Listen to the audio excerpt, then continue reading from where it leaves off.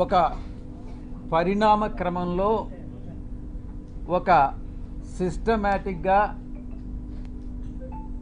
ఎలా కుట్రలు జరుగుతున్నాయి అన్నటువంటి విషయాన్ని ఆకలింపు చేసుకోవాలి. 24 ఎన్నికల్లో వైఎస్ఆర్ కాంగ్రెస్ పార్టీ ఓటమి పాలైనటువంటి విషయం మీ అందరికీ కూడా తెలిసినటువంటి విషయం. దానికి చాలా కారణాలున్నాయి, సమీక్షించుకుంటున్నాం. ఆ సమీక్షల తర్వాత ఏదైతే నివారణోపాయాల్ని ఆలోచించి చర్యలు తీసుకోవాలనో ఆ చర్యలు తీసుకోవడం జరుగుతుంది మా పార్టీ అధ్యక్షుల వారు. ఎన్నికల రిజల్ట్ వచ్చిన తర్వాత, కొత్త ప్రభుత్వం పగ్గాలు చేపట్టిన తర్వాత ఏం జరుగుతుంది, మొట్టమొదటిగా ఏం జరిగింది అన్నటువంటిది అర్థం చేసుకోవాలి. రాష్ట్ర వ్యాప్తంగా ఇచ్చాపురం నుంచి అలా కుప్పం వరకు కూడా 175 స్థానాల్లో 11 స్థానాలు మేము సంపాదించుకున్నప్పటికీ, ఓటమి పాలైనప్పటికీ ప్రజల తీర్పుకి కట్టుబడి మేము అధికారాన్ని దిగిపోయాం. వచ్చినటువంటి కొత్త ప్రభుత్వం ఆ యొక్క పార్టీ యొక్క గుండాలు కానీ, రౌడీ ఎలిమెంట్స్ కానీ, ఆ పార్టీ యొక్క కార్యకర్తలు కానీ ఎలా దౌర్జన్యాలు చేస్తూ ప్రతి ఒక్కరిని, వైఎస్ఆర్ కాంగ్రెస్ పార్టీకి సపోర్ట్ చేసినటువంటి ప్రతి ఒక్కరిని ఇబ్బందులకు గురి చేస్తూ, తీవ్రంగా కొడుతూ, కుటుంబాలను నాశనం చేస్తూ, రేపులు చేస్తూ, ఈ రకమైనటువంటి అకృత్యాలకి చట్టం అనే దాన్ని పరిగణలోకి తీసుకోకుండా పోలీసులు ఏం చేస్తారులే, మాకు అధికార పార్టీ యొక్క సపోర్ట్ ఉంది అన్నటువంటి ఒకే ఒక కారణంతో ఆ అకృత్యాలకన్నిటికీ పాల్పడడం జరిగింది. కొన్ని కుటుంబాలు కాసేపు నిశ్శబ్దంగా ఉండండి, ఎవరైతే ఇష్టం లేదో ప్రెస్ కాన్ఫరెన్స్లో వాళ్ళు వెళ్ళిపోవచ్చు. ఇలా కొన్ని ఊర్లలో ఉన్నటువంటి కుటుంబాలు ఊర్లు వేరే ప్రాంతాలకు తరలి వెళ్ళినటువంటి మనం పరిస్థితులు చూసాం. ఇంతటి దారుణమా ఇదా మీరిచ్చేటటువంటి ప్రజాస్వామ్యబద్ధమైనటువంటి పరిపాలన అని నేను ప్రశ్నిస్తా ఉన్నా. ఇప్పుడుండేటటువంటి అధికార పార్టీ ఎన్నికలకు ముందు ఎన్ని రకాలైనటువంటి హామీలు ఇచ్చింది ఒక్కసారి ఆలోచించుకోండి. సూపర్ 4 అనని, సూపర్ 6 అనని, మేము చట్టబద్ధంగా పరిపాలిస్తామనని, మేమేదో చట్ట వ్యతిరేకంగా పరిపాలించామనని, ఏది ఏమైనప్పటికీ ప్రజల తీర్పును శిరసావహించాం. ప్రజలందరూ కూడా గమనిస్తూ ఉన్నారు. తప్పకుండా ఈరోజు ఈ యొక్క పరిపాలన, ఈ ఒక్క నెల రోజుల్లోనే ఈ యొక్క ప్రభుత్వం చేస్తున్నటువంటి రాక్షస పాలన ప్రజలందరూ కూడా గమనిస్తూ ఉన్నారు. తప్పకుండా ఇది పతనానికి, ఈ యొక్క ప్రభుత్వ పతనానికి నాంది పలుకుతా ఉన్నారు. వాళ్ళే నాంది పలుకుతున్నారు అన్నటువంటి విషయంలో సందేహమే లేదు. ఇక రెండవ అంశం, ఎవరైతే నాయకులు ఉన్నారో వైఎస్ఆర్ కాంగ్రెస్ పార్టీ నాయకులు, వాళ్ళందరి మీద బురద చల్లడం. ఆ బురద చల్లడంలో కూడా ఒక క్రమంలో, ఒక క్రమబద్ధంగా, అన్ని వాళ్లకున్నటువంటి వసతులన్నిటినీ ఉపయోగించుకొని బురద చల్లేటటువంటి కార్యక్రమం, ఆరోపణలు, నిరాధారమైనటువంటి ఆరోపణలు చేసేటటువంటి కార్యక్రమం చేపడతా ఉన్నారు. ఇదంతా పద్ధతి ప్రకారమే జరుగుతూ ఉంది. నేను ఒక్కటే చెప్తా ఉన్నా, ఎవరైతే ఈ నిరాధారమైన ఆరోపణలు చేశారో, ఎవరైతే నా పేరు ప్రతిష్టలు దెబ్బతీసేదానికి ప్రయత్నించారో, వాళ్ళు ఎంత పెద్దవాళ్ళైనా, ఏ పార్టీకి చెందినటువంటి వాళ్ళైనా, అది మా పార్టీలో వాళ్ళైనా కావచ్చు, అధికార పార్టీకి సంబంధించినటువంటి వాళ్ళైనా కావచ్చు, వదిలే ప్రసక్తే లేదు అని నేను ఘంటాపదంగా చెప్తా ఉన్నా. ఇక ఎవరైతే ఈరోజు ఇంకొక విషయం కూడా చెప్పాలి మీకు. ఎవరో ఒక వ్యక్తి, ఇద్దరు మోటార్ సైకిల్ మీద నిన్న విజయవాడకి మా ఇంటికి వచ్చారట. ఆ ఫోటో కూడా వీడియోలో రికార్డ్ అయింది. వీడెవరో తెలుగుదేశం పార్టీకి చెందినటువంటి ఒక లేడీ, ఒక పురుషుడు.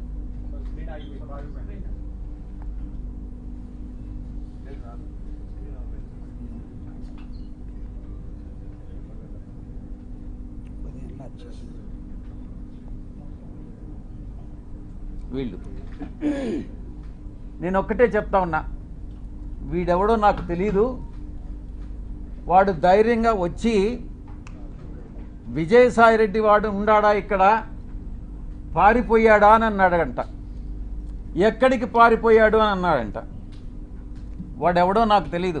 వీడు డెఫినెట్గా తెలుగుదేశం గుండా అయి ఉంటాడు. ఆ గుండా వెనుక ఒక అమ్మాయిని కూడా తీసుకొచ్చాడు. నేను ఒక్కటే చెప్తా ఉన్నా, ఎవరైనా కూడా, నేను ఈరోజు ఇక్కడ వచ్చాను, నాకేం సెక్యూరిటీ లేదే, ఏ ఒక్క పోలీసు నా దగ్గరికి రాలేదే, నాకు పర్సనల్ సెక్యూరిటీ కూడా లేదే, నేను ధైర్యంగా వచ్చా. వీడెవడో టైం చెప్పి నువ్వు ఫలాని దగ్గరికి రా అని చెప్తే ధైర్యంగా నేను ఒక్కడనే వెళ్తా. ఈ రకంగా ఏదో వచ్చి నేను భయపెట్టేస్తాను, నేను కొట్టేస్తాను, చంపేస్తాను అని ఈ రకంగా భయపెడితే తాటాకు చప్పుళ్ళకు భయపడేటటువంటి వాడిని కాదు అని నేను చెప్తా ఉన్నా. పత్రికాముఖంగా చెప్తా ఉన్నా, వీడికే చెప్తా ఉన్నా, నువ్వు టైం చెప్పరా, నేను వస్తా, లేదా నువ్వు మా ఇంటికి వచ్చి వాడు విజయసాయిరెడ్డి గారు ఎక్కడ అన్నావు కదా, నువ్వే చెప్పు, మీ ఇంటి అడ్రస్ చెప్పు, నేను వస్తా, చూసుకుందామని అన్నటువంటి విషయాన్ని నేను చెప్తా ఉన్నాను. నేను దీన్ని బట్టి ఒకటే అర్థం చేసుకోవాలి, ఏ ప్రభుత్వం అధికారంలో ఉన్నా,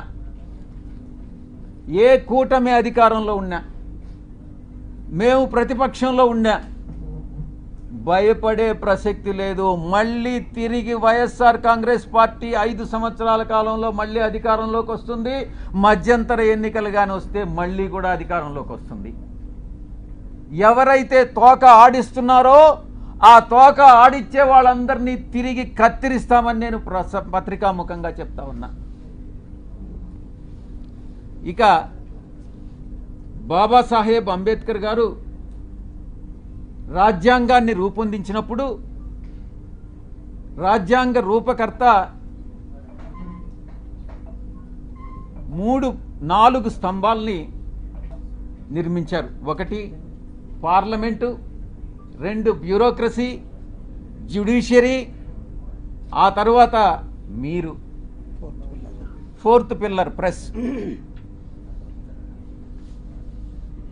ఏంటి ఉద్దేశం, ఏంటి రాజ్యాంగంలో ఉన్నటువంటి ఉద్దేశం ఏంటి? తరతరాలుగా ఈ యొక్క అణగారినటువంటి వర్గాలు, తరతరాలుగా వెనుకబడినటువంటి వర్గాలు, అది మనునీతి ధర్మం ప్రకారం కుల వృత్తుల వల్ల కావచ్చు, మరి ఏ ఇతర రీత్యా కావచ్చు, ఈ యొక్క అణగారినటువంటి వర్గాలన్నింటినీ కూడా పైకి తీసుకురావాలన్నటువంటి ఉద్దేశంతో రాజ్యాంగంలో ఈ యొక్క 4 స్తంభాలని నిర్మించి చట్టానికి లోబడి మీరు పని చేయండి అని చెప్పినటువంటి మహానుభావుడు బాబాసాహెబ్ అంబేద్కర్ గారు. అందుకే ఈ ఇన్స్టిట్యూషన్స్ అన్నీ కూడా మీకు మీ బాధ్యతలను గుర్తు చేస్తా ఉన్నా. మీడియాకి అంతరాలు లేనటువంటి సమాజమే మన ధ్యేయంగా ఉండాలి అన్నటువంటి చెప్పినటువంటి వ్యక్తి గొప్ప వ్యక్తి బాబాసాహెబ్ అంబేద్కర్ గారు. ఇక అణగదొక్కబడినటువంటి కులాలని ఒక షెడ్యూల్డ్ కులాలుగా పెట్టి, ఒక షెడ్యూల్లో పెట్టి వాళ్ళకి రిజర్వేషన్స్ పాటించమనని, ఆ బాధ్యతని గుర్తు చేయడానికే ఈ బ్యూరోక్రసీ, జ్యుడిషియరీ, ఈ యొక్క పార్లమెంట్ అన్నటువంటి దాన్ని ఆయన రూపొందించడం జరిగింది. దాంట్లో మీ పాత్ర కూడా ఉంది. ఈ రిజర్వేషన్స్ని పాటించేటట్టు ఈ యొక్క ఇన్స్టిట్యూషన్స్ అన్నీ చేయాల్సినటువంటి బాధ్యత మీ మీద కూడా ఉంది. ఈ సందర్భంగా మీరు ఎలా గత 3 రోజులుగా మీరు ఏం ట్రోల్ చేశారు, మీరు ఏం టెలికాస్ట్ చేశారు అన్నటువంటి విషయం నేను వేరే చెప్పనక్కర్లేదు.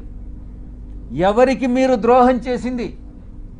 ఒక ఆదివాసీ మహిళకి, ఒక ఆదివాసీ అధికారినికి. ఒక్కసారి ఏదో లేనిది ఉన్నట్టుగా చిత్రీకరించి అవాస్తవాలని, ఆధారాలు లేనటువంటి వాటిని టెలికాస్ట్ చేసి ఘోరమైనటువంటి తప్పిదం చేసినటువంటి ఛానల్స్ ఒకటి, మొట్టమొదటిది మహా న్యూస్. నన్ను డిస్టర్బ్ చేయొద్దు. నేనంతా పూర్తి చేసిన తర్వాత నువ్వు ఏదైనా అడుగు, నేను చెప్పేదానికి సిద్ధంగా ఉన్నా. నువ్వు కూడా వంశీకృష్ణలాగా ప్రవర్తించొద్దు. మహా న్యూస్ 2, ABN 3, TV5 నీకు ఇబ్బందిగా ఉండొచ్చు, కానీ ఇవన్నీ కూడా వాస్తవాలు. ఒక న్యూస్ని టెలికాస్ట్ చేసే ముందు దాని ఆధారాలు ఏంటి, ఎవరి మీద అయితే ఆరోపణలు చేస్తున్నామో ఆ ఆరోపణలు వాళ్ళతో చెకప్ చేసుకొని వాళ్ళ అభిప్రాయాలు తీసుకోవడం జర్నలిస్ట్ సాంప్రదాయాలకి శ్రీకారం చుట్టడం. అది కూడా పూర్తిగా మర్చిపోయి మీ పాటికి మీరు ఆధారాలు లేకుండా టెలికాస్ట్ చేయడం అన్నటువంటిది ఘోరమైనటువంటి తప్పిదం. తప్పకుండా మీరు ఎలా క్షమాపణలు మీ చేత చెప్పించాలో నాకు తెలుసు, నేను చేయిస్తాను కూడా. సమాజం ఒక బాధ్యత, నా గురించి మీ అందరికీ కూడా తెలుసు. నన్ను నేను చెప్పుకోవడం కాదు, చాలామంది మా పార్టీలో ఉండే వాళ్ళు కూడా నా పైన ఆరోపణలు చేశారు, తెలుగుదేశం వాళ్ళతో కుమ్మక్కై. నేను అవన్నీ బాధపడలేదు, నేను అవన్నీ కూడా లెక్క చేయట్లేదు. ఇదంతా కూడా ఈ కుట్రలన్నిటికీ కూడా అందరూ చాలామంది కలిసి కుట్ర చేసి, కానీ నా వ్యక్తిత్వం ఏందనేటటువంటిది నాకు తెలుసు. చాలా కింద స్థాయి నుంచి ఒక 8 ఎకరాలు ఉన్నటువంటి ఆ భూస్వామిగా మా తండ్రి గారికి 2 కొడుకులు. మా అన్న ఇంజనీర్ చదివాడు, నేను చార్టెడ్ అకౌంటెన్సీ కోర్సు చదివా. ఆ 8 ఎకరాల పొలంలో ఉండేటటువంటి ఫలసాయంతో కింద అట్టడుగు నుంచి పైకి వచ్చినటువంటి వాళ్ళం. కష్టాలంటే ఏందో తెలుసు. వ్యవసాయ కుటుంబం. మేము ఏ రాధాకృష్ణలాగనో, ఏ బిఆర్ నాయుడు లాగనో, లేకుంటే ఏ వంశీకృష్ణలాగనో, వంశీకృష్ణ కథ నాకు తెలుసు, ఆయన చరిత్ర ఏందనేది, వీళ్ళందరి చరిత్ర కూడా నాకు తెలుసు. వాళ్ళలాగా సిల్వర్ స్పూన్తోనో లేకుంటే ఆ బ్లాక్మెయిల్ చేసి డబ్బులు సంపాదించేటటువంటి మనిషి కాదు సాయిరెడ్డి అనేటటువంటి వ్యక్తి. ఆ దేవదేవులైనటువంటి ఆ వెంకటేశ్వర స్వామి సాక్షిగా చెప్తా ఉన్నా, సాయిరెడ్డి తప్పు చెయ్యడు అంటే తప్పు చెయ్యడు. తప్పు చేస్తే ఆ దేవదేవులైనటువంటి ఆ వెంకటేశ్వర స్వామి శిక్షిస్తాడు. రాధాకృష్ణ కాదు, బిఆర్ నాయుడు కాదు, వీడు వంశీకృష్ణ కాదు. నేను ఒక్కటే చెప్తా ఉన్నా,